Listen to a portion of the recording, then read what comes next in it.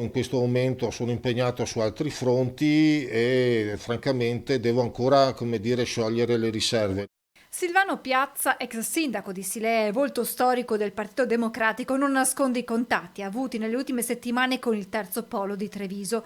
Alla base vecchi rapporti di amicizia, con la richiesta a Piazza di mettere a disposizione la sua lunga esperienza in vista delle prossime amministrative nel capoluogo della Marca. Ho partecipato a suo tempo a qualche riunione, mi interessa tutto quello che serve per migliorare la città di Treviso, ma anche la politica del territorio, quindi anche la Marca trevigiana e tutti coloro che mi chiedono delle idee, delle opinioni, un apporto di esperienza e di competenza, io sono a disposizione.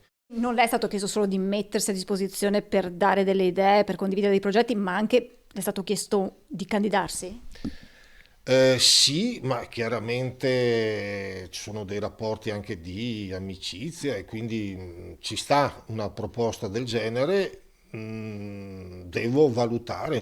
Mi fa piacere che ci si ricordi ancora di me, ammette Piazza, che dice sia troppo presto per parlare di una sua candidatura a consigliere comunale o addirittura sindaco, ma quella di Treviso è una partita che potrebbe seguire non restando a bordo campo. Su Treviso ci penso da tanto perché Treviso comunque è una bella città, devo dire anche che è stata amministrata bene anche negli ultimi 10 anni, quindi cresce, ha bisogno di recuperare la prima periferia, quindi ipotizzare una strategia sulla grande Treviso.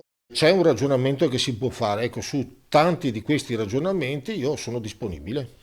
Terzo polo che lavora al programma e ad individuare un candidato. In pole position resta il nome di Nicolò Rocco e al quale il PD lascia ancora la porta aperta in attesa che Giorgio Denardi, possibile candidato sindaco per i Dem, sciolga le riserve. È evidente che le porte sono aperte e questo l'ha fatto capire sia Denardi, l'abbiamo fatto capire anche noi come Partito Democratico, che ci mancherebbe altro, anzi se riusciamo a costruire le condizioni per uno schieramento ampio è ovvio che siamo assolutamente a favore di questa prospettiva.